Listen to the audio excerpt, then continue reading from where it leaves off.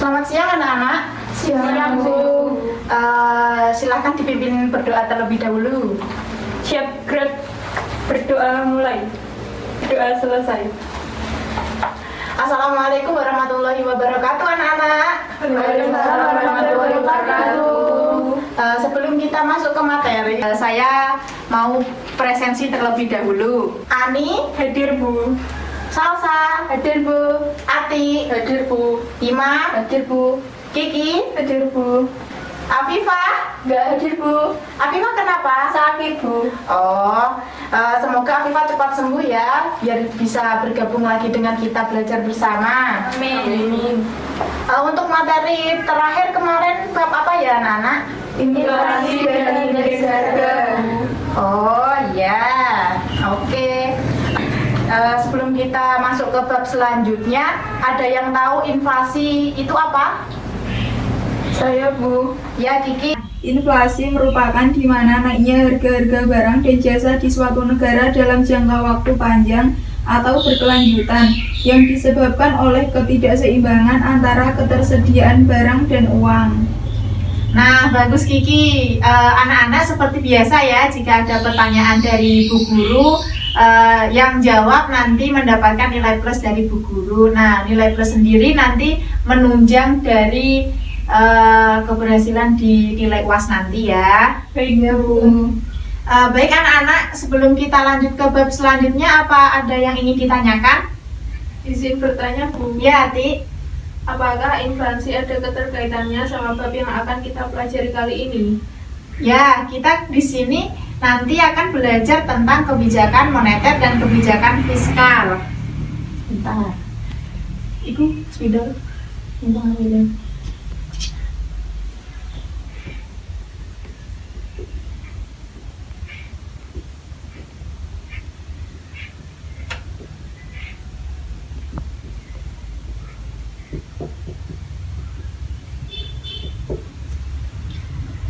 Nah, ada yang bisa menjawab pertanyaan dari Ati tadi?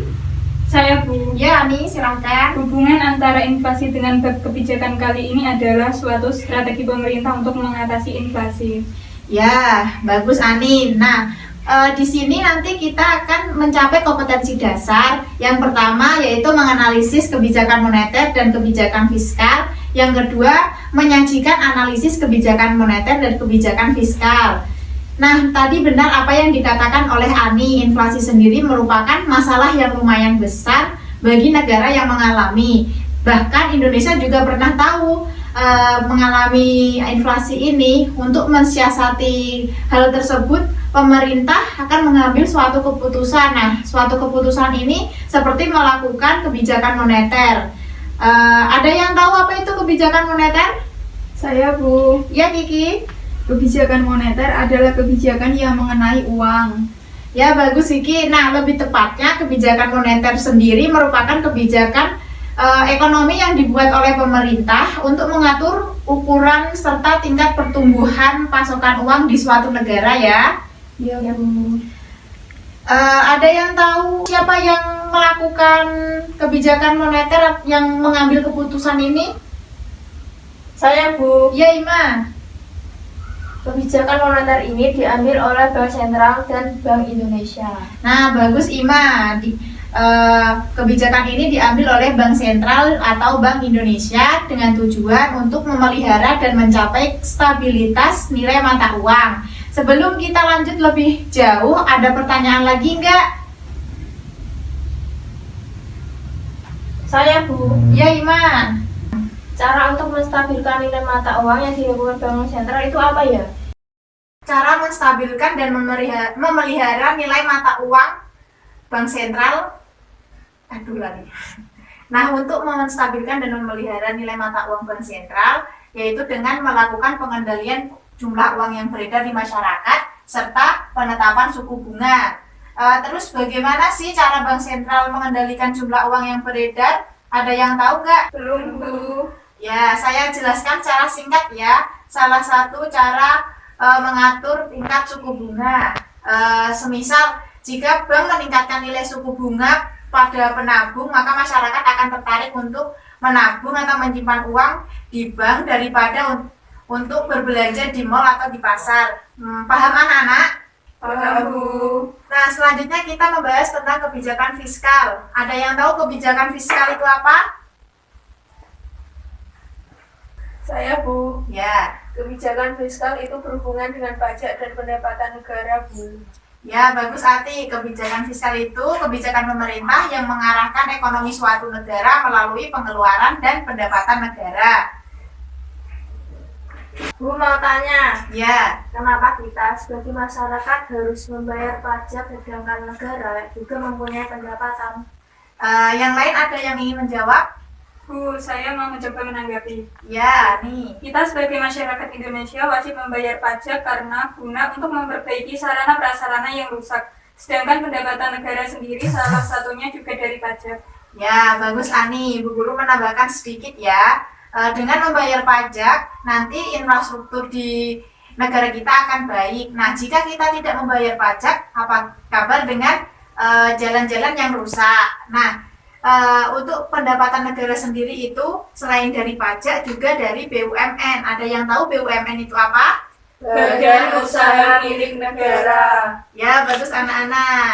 Nah, kita udah mempelajari apa itu kebijakan moneter, apa itu kebijakan fiskal. Nah, untuk kegiatan selanjutnya nanti kita membuat 2 kelompok ya, ada yang 2, ada yang 3. Untuk kelompok 1 nanti membahas tentang kebijakan moneter, yang kelompok 2 nanti bertugas untuk menjelaskan tentang kebijakan fiskal.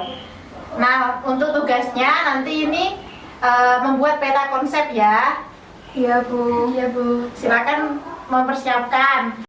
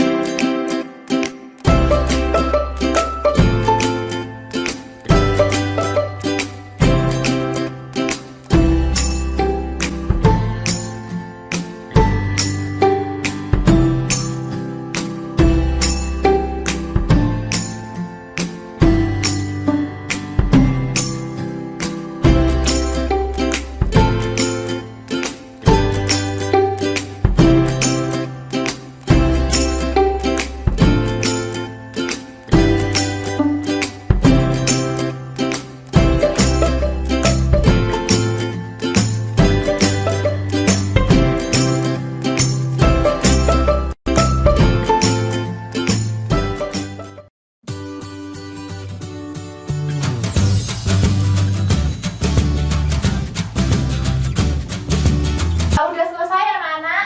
Sudah, Bu. Nah, selanjutnya dipresentasikan tiap kelompok ya. Yang pertama yang bagian kebijakan moneter, silahkan.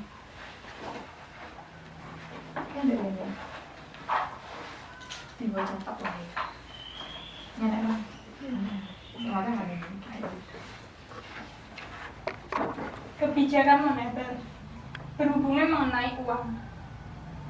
Tujuannya: 1. Peredaran mata uang.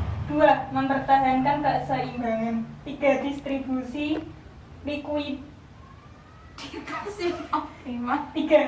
distribusi likuiditas yang optimal. 4. Membantu pemerintah melaksanakan kewajiban yang tidak dapat terrealisasi. 5. Menjaga kestabilan harga. 6. Meningkatkan kesempatan kerja. 7. Memperbaiki neraca perdagangan kerja masyarakat. Instrumennya ada 5, yaitu 1. Kebijakan operasi pasar terbuka. 2. Kebijakan diskonto. 3. Kebijakan cadangan kas. 4. Kebijakan kredit ketat. 5. Kebijakan dorongan moral. Ya, terima kasih buat kelompok 1. Beri aplaus. Dilanjut dari kelompok 2, kebijakan fiskal. Silakan. Kebijakan fiskal, pajak dan pendapatan negara. Tujuannya: 1. Meningkatkan pertumbuhan ekonomi. 2. Memperluas lapangan kerja dan mengurangi pengangguran.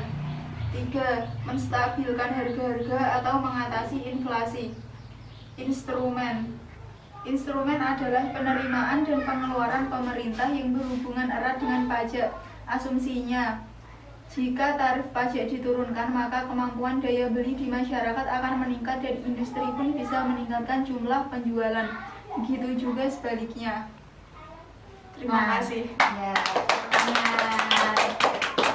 sudah menjelaskan semua dari kelompok 1 dan kelompok 2. Nah, untuk pembelajaran hari ini sampai di sini saja. Untuk penjelasan lebih lanjut nanti kita di pertemuan selanjutnya ya. Iya, Bu. Semoga pembelajaran hari ini bisa bermanfaat untuk kita semua. Amin. Nah, bahwa kebijakan moneter dan kebijakan fiskal sendiri kan sangat diperlukan oleh bangsa Indonesia atau di negara-negara lainnya juga. Diingat juga pajak itu juga wajib untuk kita. Nah, cukup sekian dari Ibu ya. Untuk selanjutnya nanti baca di buku LKS tentang perbedaan dari kebijakan moneter dan kebijakan fiskal. Cukup sekian. Wassalamualaikum warahmatullahi wabarakatuh. Waalaikumsalam warahmatullahi wabarakatuh. Makasih Bu Guru. Iya.